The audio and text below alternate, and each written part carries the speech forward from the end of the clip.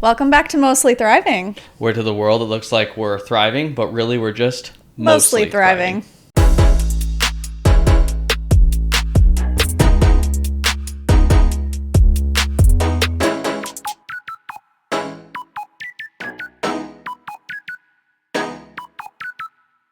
You guys, thank you so much for all of the kind comments. We got nothing but incredible feedback, people reaching out, your comments, messages. It was so validating that we are doing what we are supposed to be doing. Yeah, and when you step out and you're kind of vulnerable sharing some of the stuff that we share, it's really confirming and nice to feel welcomed with that. Yeah, we were honestly not sure what to expect, and you guys far exceeded our expectations. I just remember after recording that, we were both just like, was that good? I don't think I know. that was good. I don't know if it was good. Are people going to care? I don't know. But if you are somebody who liked listening and you want to continue to listen, you can listen on all major podcast platforms. We're streaming there for audio, and then we also have video available on Spotify and YouTube. So if you want to put it up on your TV, watch on your computer, you can watch the conversation on those platforms. New episodes will be dropping every Thursday. Whoa. Yeah. Cool. Yeah, and you can follow us on all social media platforms at Mostly Thriving Podcast, so you can kind of keep up with us there. Today, though, I think we should just kind of jump right into our topic of anxiety, uncertainty during parenting, and how to push past difficult moments in the trials that life gives you. Yeah, I think in the last episode, we were vulnerable about how we got to where we are today, like what's considered the thriving, part. And we talked a lot about the mostly and just embracing the suck and that life is going to be hard. And in those hard moments is when we're stretched the most. But one of the comments that I saw recurring was that that's great, but how?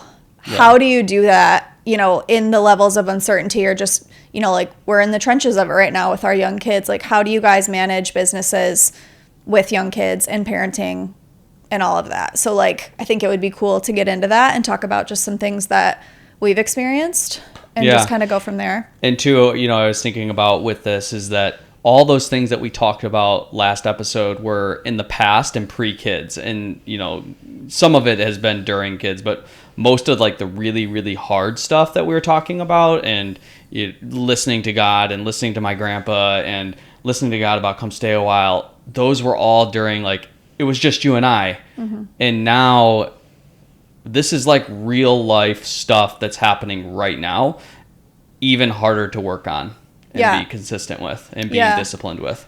I'm somebody that has always struggled with anxiety. I just live in a state of just anxious.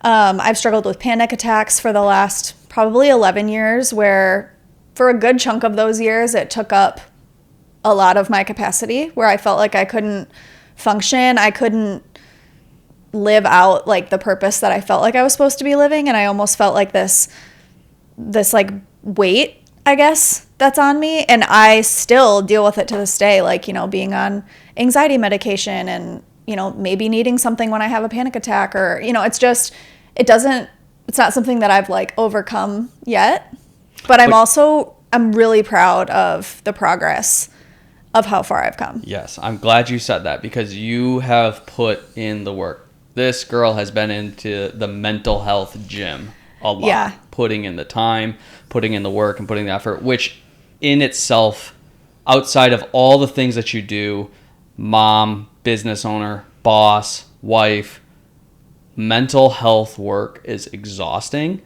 And you should really be patting yourself on the back on that because it's a lot of work. Yeah, it's hard to, I feel like anxiety, and we try to have conversations about this, but I have always had anxiety, and I feel like when I met you, you've never really experienced true anxiety. You get stress or anxious thoughts, but it's nowhere near the debilitating effect that it has on me. Well, for me, before meeting you and seeing the anxiety that you were going through, I would have thought of anxiety as I have a hard time taking tests. And I'm not downplaying that at all. There are people that have serious anxiety taking tests.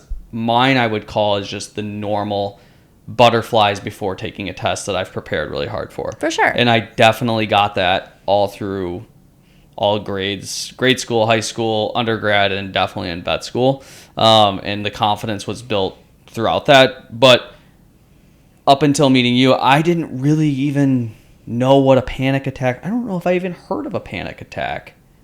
It's crazy because, like, even right now, if I just like talk about a panic attack, in this moment right now, I can very easily be like, it's all in your head, like, it's fine, get through it, whatever. When I'm in those moments of like legitimate, you know, like there's anxiety where my heart is racing and I'm feeling just like overwhelmed and like anxious thoughts and doom, like that kind of a thing. But when it's a true panic attack, it sends me to a place that it's so hard to describe, but it's like, yeah, you got to put it into some words, because I'm sure there are people that are going to relate with you on this, but there's also people, maybe not as much as it was when I was meeting you, that it's going to be as common where people just haven't heard of this. I think that it's more, people have more awareness now, but there are going to be people out there that were like me, you know, 21-year-old me when we met, where it's like, what's wrong with this chick? Yeah. I mean, that had to have been like, what am I getting into? But okay, so if you've never had a panic attack before, it is a full mind-body takeover. That's not just like, oh my God, I'm freaking out. It is, I legitimately feel like I'm going to die. It is my last minutes. My heart is racing so much. And what's hard is that it's not just mental for me. It like manifests physically in my body. I get very hot. I get very faint. Like there has been times when I've, you know, passed out or been close to passing out, where I'm kind of like in and out of consciousness. And when that starts happening, like my stomach gets into knots. It's like my whole body is tensed up. So then my stomach is upset and I feel like I might throw up, or like it manifests physically. And the more stress I'm under, the more the panic attack attacks. It's the panic is attacking me. Yeah, it's the craziest thing because it is such a mind game. But my body will actually shut down, where I'm like, I had an episode once where like I was not getting enough oxygen. Remember when that ambulance had to get me at that gas station? I like collapsed at a gas station because my stomach started to hurt. I thought that I was going to need to go in to use the bathroom, which is like a very normal thing. But like my kids were in the back seat and my mind just went to this place and I literally collapsed at the gas station. Ambulance came. Do you remember my muscles? My hands were like this. Like, can we rewind real quick? My hands were stuck like this because I wasn't getting oxygen. To the lady calling me from your phone, screaming at you, which we'll get into this about how to handle panic attacks as they come. We weren't even planning on talking about this story. But to be clear, screaming at the person having a panic attack, you're having a stroke, you're gonna choke on your tongue and die. Literally, and I'm you guys hearing this in the background, and me knowing this. So this was probably about a year ago. Yeah, it was in October. And so I have been dealing with Amanda's panic attacks for 10 years. Yeah, I mean, my first panic attack was right after we met. Yeah. So he's probably like, oh boy. I have that effect. Yeah. But I probably sounded like this insensitive person on the phone because I was just to the lady, she's okay. But she's like, she's dying. No, she's dying right now. And I was just, all right, I'm getting in my car. But that's because... Okay. But it's because of what you were going through. Yeah, truly. Yeah. I was laying on the cement. My face muscles stopped working because they weren't getting oxygen. It's never happened to me to that level. But it was so scary because I legitimately was like, oh my God, am I having a stroke? Yeah. Like all these, I could see everybody over me and I had a hard time like getting my words out. You were probably tunneling too. For sure. I was probably in and out of consciousness because like, I don't really remember getting in the ambulance, but. Maybe you did have a stroke. Maybe I did. Maybe that's what's wrong with me. She did not have a stroke. I did not have a stroke, but. I'm just a veterinarian though. But anyways, it's very real. That's what I'm here to tell you. It's happened to me many a times where I need the coldest surface that I can find and I need to lay on it flat on my back with my shirt off. It's one of the rare moments where you don't get excited about your wife taking her shirt off. Yeah, it is like I just need to cool down. Like I know now when it's coming on, it's like I need to get to a low place because I will pass out. And I've done that before and passed out, broken my nose. Like that's what happens to me. It's just a tiny tornado ripping That's through what your happens body. to me. Yeah. So I think going back where this all originated, it is a joke often, and I am usually the butt of it, is that panic attacks did start when we first started dating. I will never forget the first one. Mm-hmm. We were in London with the Detroit Pistons. If you didn't know, Amanda danced for the Pistons on their dance team, the Detroit Pistons dancers. I was one of the gentlemen that jumped off the trampolines, dunked the basketballs. The flight crew.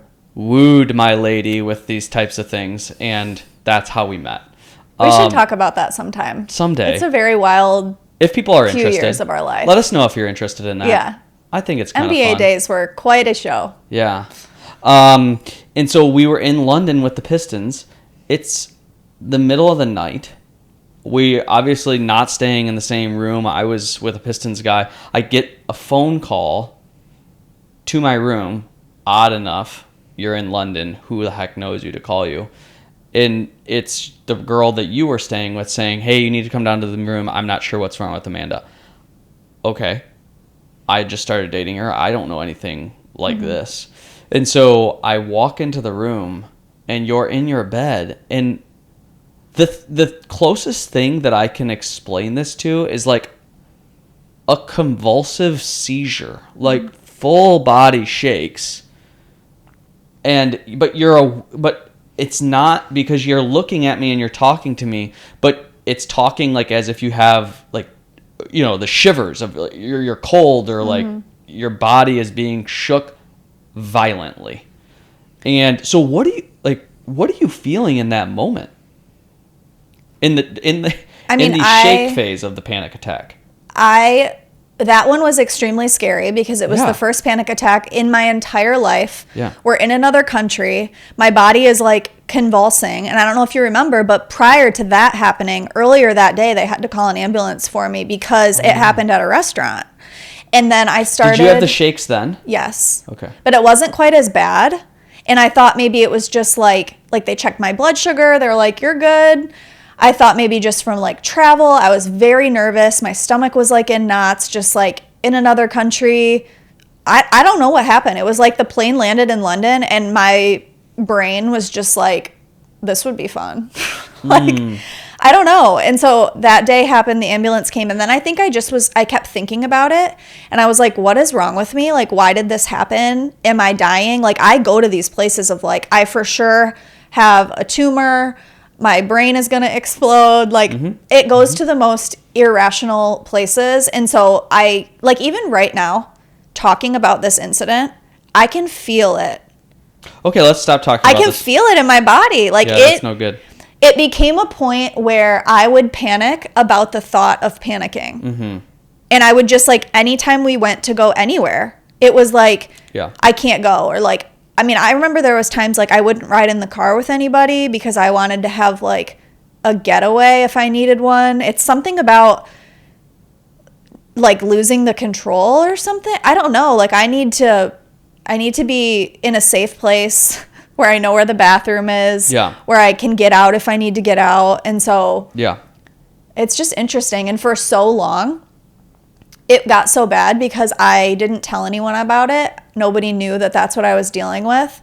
And so I remember like a few times when I had just met your family, being in the living room with your family and starting to feel it, only because I was like, this would be embarrassing if it happened right now. So then I start thinking about it, and then it starts happening. And it like spirals where you're like, you text me, you're like, where are you? And I'm like, I'm laying on the garage floor because just out here. I'm embarrassed and I'm like having a panic attack, but like I don't want anybody to know. Yeah. And I lived like that for probably 3 or 4 years. Chunk. I mean, your family knew. We told your family. They knew, but at the same time, this is the family I came from, and had I known what a panic attack was, they would have been the ones to teach me. So I'm confident that they had not been exposed to this for sure, at the very least at the level, like there's no way it was at the level that you were experiencing. Right. And so, I think they were understanding, they were welcoming and wanted to help you through it, but did not have an understanding, nor did I, of what this was and why it was happening. And so, at the end of the day, you really have worked on this a lot. And look, this is, to be clear, this is not a resolved situation. It's much improved. Mm-hmm. And I'm not really sure. I would be curious, like, do people get 100% better from this? I don't know that. Is there healing available for me? You've improved. No, it's 10,000 times better than it was then. And it's more so just because of the repetition of like, it happens, I endure it, I get through it. Mm-hmm. It happens, I endure it, I get through it. Yeah. And so that has been a method of like my entire life. Business, parenting, like just something happens to you. Yeah. And everything is determined by what you do in that moment. You know, do you endure it? Do you push through? Do you give up? Like, do you, like that decision right there of like, am I going to get back up or not, is everything. Yeah. And I think also going back, and you have, since we started dating and now even deep into our marriage, you have worked on addressing the issues. Totally. Where prior to, it was get through it in the moment, move on, don't think about it again. Yeah. And as long as you survive that, it was a survival mission rather than a survive, learn, and improve mission. And you've gotten a lot better at that, you know? And so, I'm really proud of it. So, thank you. Yeah. Yeah. One thing I would say to people that are struggling with it is it's normal. I think a lot more people struggle with it than they admit. And men and women. I know plenty of men in my life that have struggled with panic attacks. Definitely. And it's not shameful. There's nothing wrong with you. Because I felt like such a broken piece of something for so long that it was like, I felt like you were getting like the short end of the stick almost of like, I have all these great qualities, but I also come with this caveat of like, it's a little more difficult because it's something that I battle. We've all got our battles, though. Yeah. So, I don't want to be sitting over here, Mr. Perfect. I don't have anxiety. I've got other things that you help me with and that you don't have. And so we all have our things. At the end of the day, the fact is it's good to be married to somebody who wants to work through it with you. I agree. Yeah. Now you're in a job where, well, going back, your first job, you were behind the computer screen a lot. This kind of stuff wasn't really right in your face, or you could at least hide behind your office, and you did have anxiety there. But if you're me learning about anxiety and you go, oh, you know what? I'm going to hop on a screen in front of 1 million people now, 1 million followers, and share life. And that's not going to give me anxiety. I would say, you're insane. What are you doing? You're going to immerse yourself too much, and you're going to put yourself into like the panic attack of this decade. Like this is going to be doomsday. There is definitely a pressure of being an influencer of that I have to be available to people and to show up in a way that they expect. And that can be really hard and really exhausting because throughout the whole year, you're in so many different versions and seasons of life. Sometimes it's up, sometimes it's down. Yeah, how about just postpartum? That alone. That gives me a panic attack. The thought of me having to go through that, not you being bad, me, like that would make me go crazy. But even for me, like during my pregnancy, I was so sick with Jordan and in my bed for 12 weeks straight in the beginning, so sick. And there is so much anxiety to not be able to show up in the way that I think people would expect me to show up. But I learned so early on that people aren't only going to accept me at my best. People want to see the full range of who I am. Yeah. And that in those moments when I show up and it's really hard and I am upset or crying or talking about anxiety or whatever, showing up in those moments almost sometimes means more than it does. You're real. Yeah. You're real. I am real. The real, not the real. Yeah. And so I think that has changed over time. But what it really comes down to is just mindset. And I think that mindset matters for everything that you do. Like if I could have let anxiety completely cripple me, which it did, and I wasted a lot of time letting it cripple me, but also those were such refining moments. Mm-hmm. And I have helped so many people now who struggle with anxiety and panic attacks of, I'm an example of this. I've had panic attacks on planes. I've had panic attacks in public. Like I've been there and I get it. And here's the things that help me, different breathing techniques, trying to just be in a constant state of not like meditation, but just a mindfulness. It's kind of like a state of mind, but also like go to therapy. I have done so much therapy to just work through things of, where did these things begin? We got to retrain your brain to not think anxiously. Like there's so much work that can be done. Yeah. But more important than anything that you do, if you have anxiety and you deal with panic attacks, be vocal about it to people that you surround yourself with, people that you trust. Let them know, because everybody in my life knows, hey, I'm kind of not feeling great right now. I need to get some air. Everybody's cool with it. And just knowing that everybody's cool with it makes it just like it takes the pressure off me. Yeah, that's what I was going to say, that to make sure you add that is that. And I think that also is why you don't have as much anxiety about your job, is because you're so real on here that the people know that. And so it started with my family. I think you were telling my family about it, and it was just all of a sudden it wasn't so bad around my family. They didn't expect you to, but it wasn't surprising if you were having a little bit of a panic attack or just a mental breakdown, and that's okay. Yeah. And my mom was quick. Like that's just who my mom is. She's just the best at just like comforting people. And one thing that I had to work on, and I still have to work on, is, and it's really hard when you don't have anxiety to not get annoyed with it, because and it feels icky saying that, but it is true, because it usually happens when we're about to go have fun. It does. It does. It's not going to happen when we wake up in the morning at 9 a.m. and we're getting the kids out the door. Like it doesn't happen in the busy, normal moments of life. It's usually like we're going down to the Wings game. We got great seats, and we've got all my family with us. It's going to be a great time.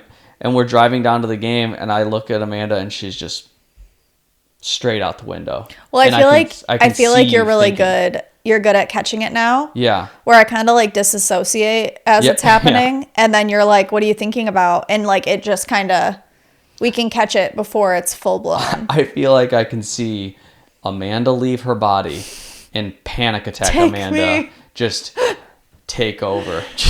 And here comes the shakes. But honestly, you don't get the shakes very often anymore, which is good. But I think this has also been 10 years of work. A long time. A long time. Yeah.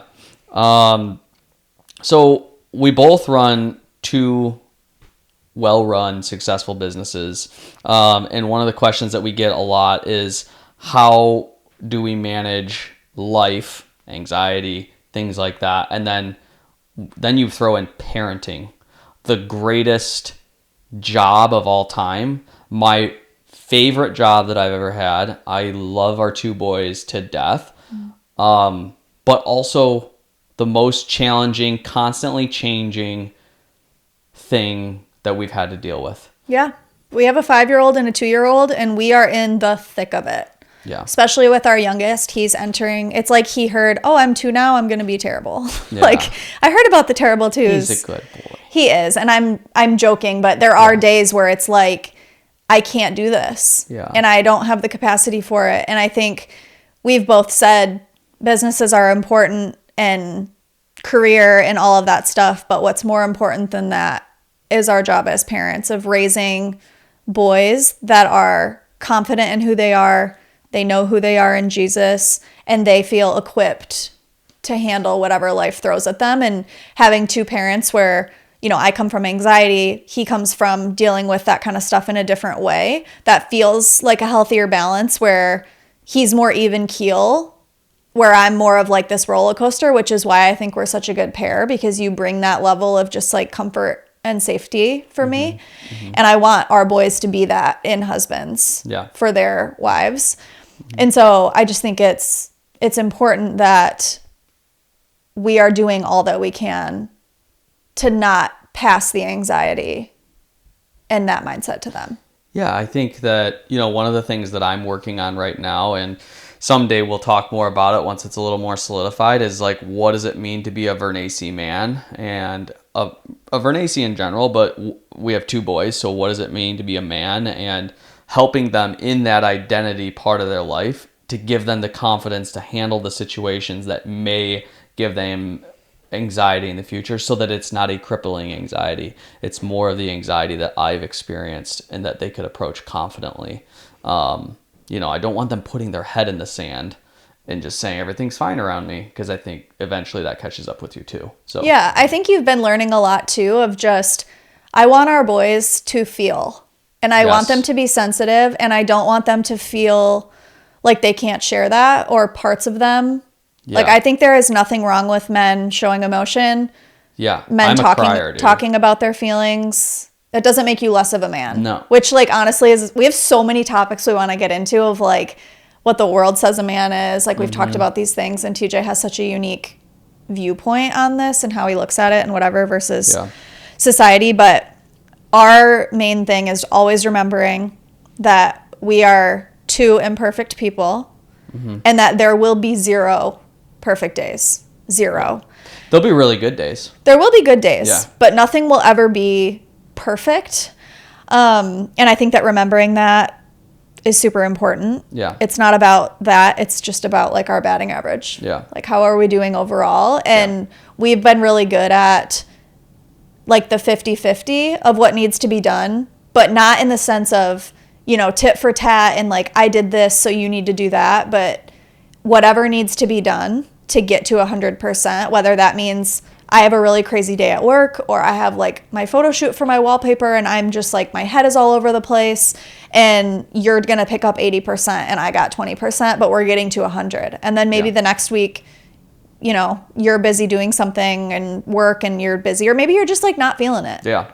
And it's just like, okay, I got you today. Like, I'm going to hit the 80 and you hit whatever it is. Like, I think that is critical in marriages. And I think that so often it becomes like, well, I'm only coming to 50. It's a measuring contest. Yeah. That's no good. One thing, and now we're going to go 2 for 2 episodes mentioning my grandpa, but he always talks about the unilateral. Shout out, Ron. Yeah, Papa, love you. But he always talks about unilaterally bending. And what that always has meant to me is that I will bend over backwards for you, and it's unilateral. It's one direction. I am not expecting you to then bend over backwards equally within a certain amount of time. No, this is our relationship. Sometimes we're bending my way and I'm going to have to take the brunt of it, and sometimes we're bending your way, and sometimes we're going to be right down the middle. But there's no expectations for you to bend just because I bent, or things like that.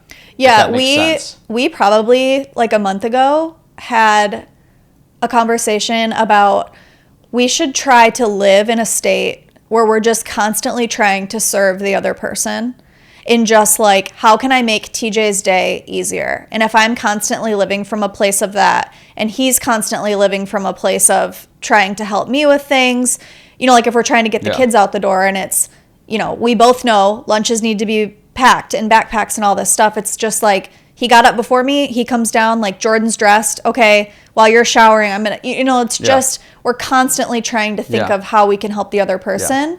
And it seems counterintuitive, because you're like, I have my own stuff I need to handle. Yeah. But when you're living from a place of thinking of others, somehow it makes life easier. You would think it would take more from you, but it actually fills you in a different way. And you have to do it genuinely. I think that genuinely serving your spouse results in an amazing relationship. Yeah. I don't know why I keep thinking of The Office when Dwight and Andy are like, you owe me one. You owe me one. Oh, yeah. Like, oh, your tie's cattywampus. Yeah. Let me get that for you. Let me get that door for you. Would you like a bagel? Can we just say right now, if we could get Dwight Schrute on this podcast one day, boy. I'm gonna put that out into the universe right now. Rainn Wilson, we would love Rainy to. boy. We'd love to have you. That would be amazing. That would be amazing.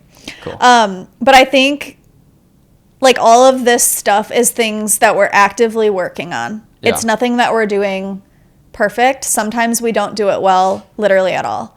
There are weeks that like I fail completely, Yeah. or TJ fails completely, or there's a day when I maybe snap at the kids, and it's about taking accountability, apologizing, Yeah. owning it, admitting that you were wrong, and we move on. Like even to our kids, like we will set them down, even to Jordan, who's 2 years old, like, I'm sorry, Jordan, you know, making the boys apologize to each other, and not just from like a we say sorry, but like imagine how that felt. Right.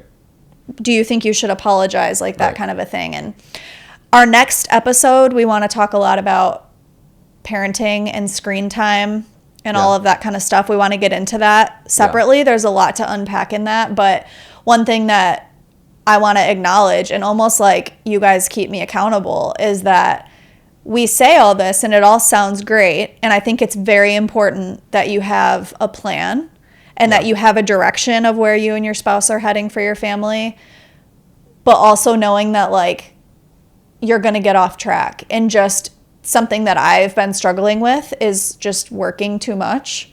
That's been a constant. Yeah, but and I think people will hear that and they say, oh yeah, she works a lot. But what people don't understand is that at the clinic, I can close my laptop, my records are closed. Yes, I can access them from home. I could pull that up, but I got to get my computer out. I got to log in. There's a lot of steps. Yours is just boom, right here. Like that is your job and it's right here in front of you all the time. And that is really hard. It almost reminds me of we had some friends at our church and like the pastors are like, oh man, like I always feel like I have to work, or people always need me, or people always like I just feel like I should always be praying for somebody, or I should always be trying to help somebody. And at some point you got to peel away and take care of you and your family. And we've been working on that. We have like this new routine that we're trying to do at night, you know, of no screens an hour before bed, which sounds like that should be relatively easy, but it is hard with the two businesses. If I'm being like 100% honest, yeah, I am like addicted to my phone.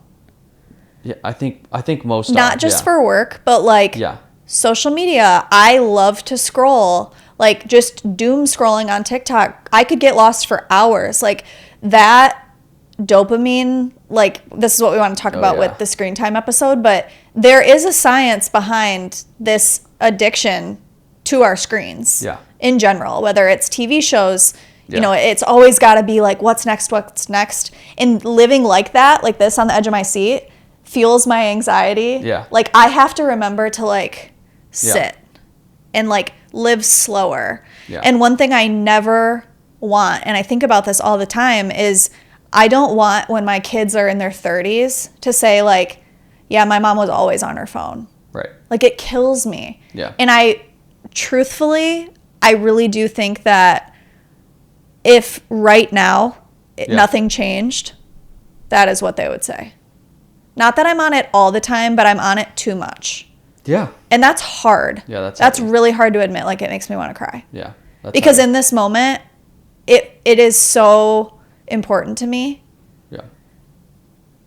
But for some reason, it's like an addiction where it's like sometimes I like physically can't. Yeah. No, it is an addiction. Put it down. It totally and that is so annoying to admit because I like to be like, I'm a boss, I can do this. Yeah. And that's one thing that I just like am having a really hard time breaking. Yeah. There's constant work to be done.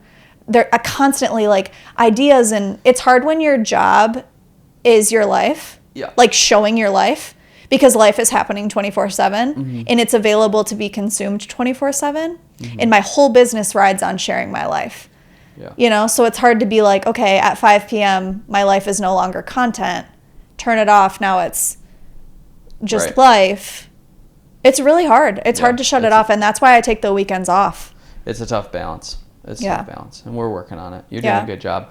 I think that just like anything, when your spouse is going through something, you have to be there for them. You have to hold them through it. But then you, on the other hand, have to be receptive to me when I say, and sometimes it's soft and not so blunt, but sometimes it is blunt. It's like, Amanda, you got to put that phone down.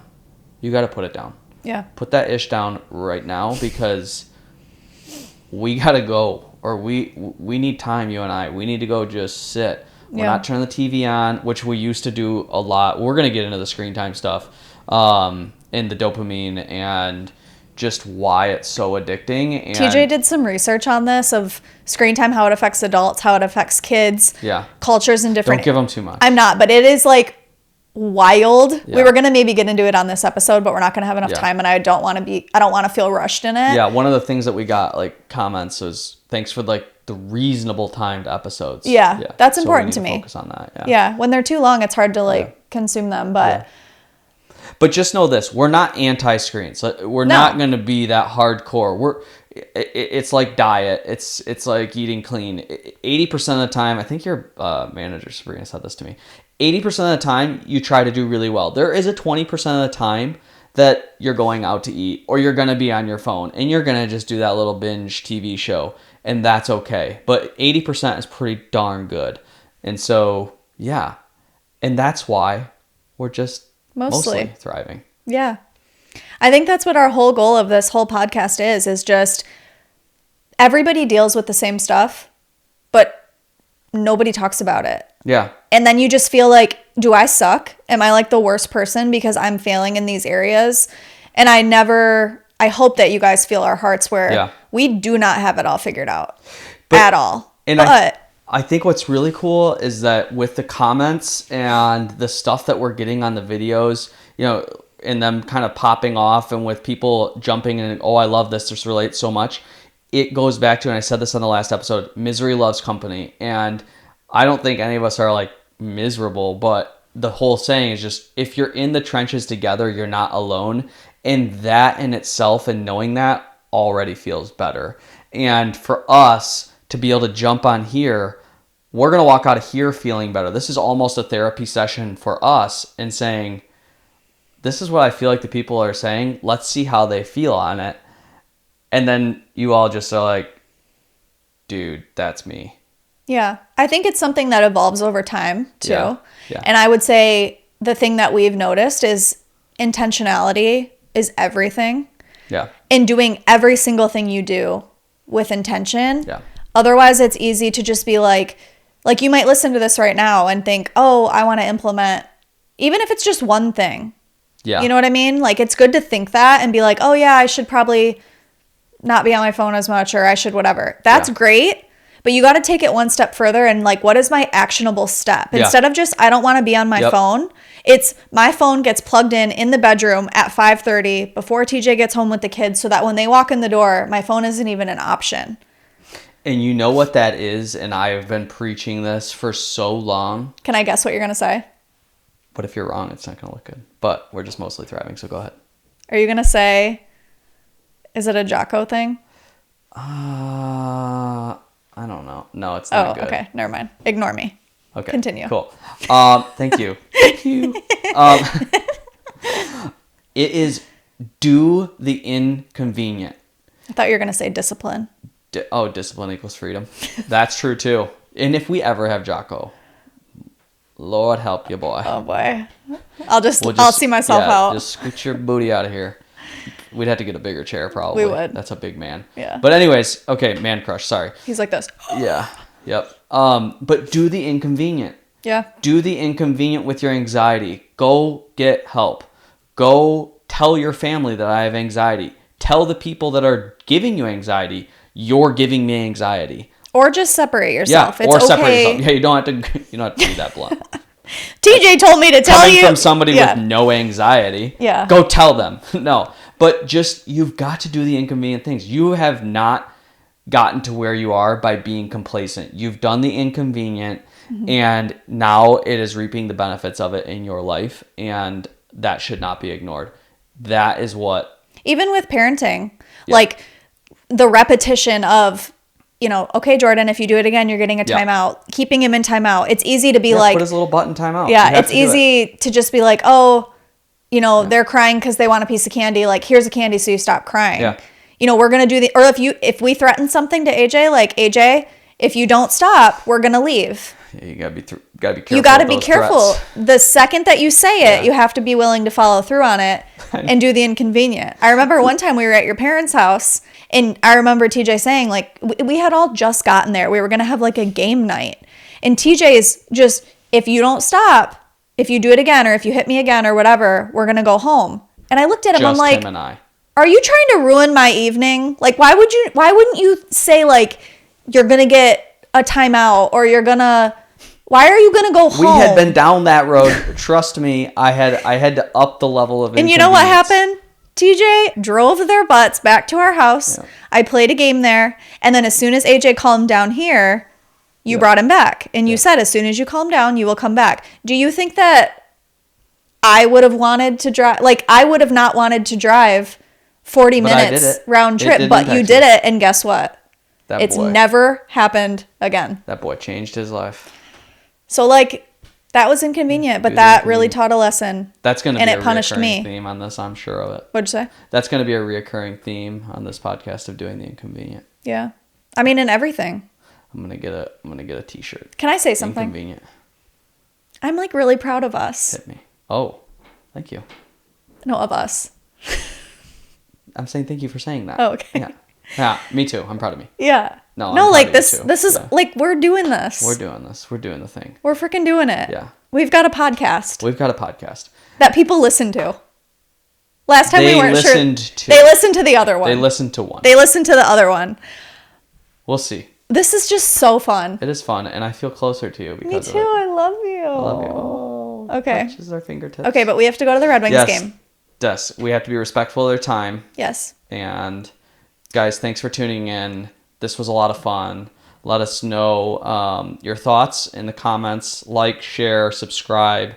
Do all the things. Send us messages of topics you want to talk about. We did put a poll out there, and you guys did a good job. You split it right down the middle on like all the results. So I think some messages and comments of what you specifically want to hear about would be helpful. We loved reading your comments. Yeah. And I've seen so many people tag us on social media that were watching our episode. You can watch it on YouTube or Spotify if you prefer the video version. But this is just awesome. Yeah. And it's exciting that you guys are on this journey with us. And let's go Red Wings. See you next time. Peace out. Later.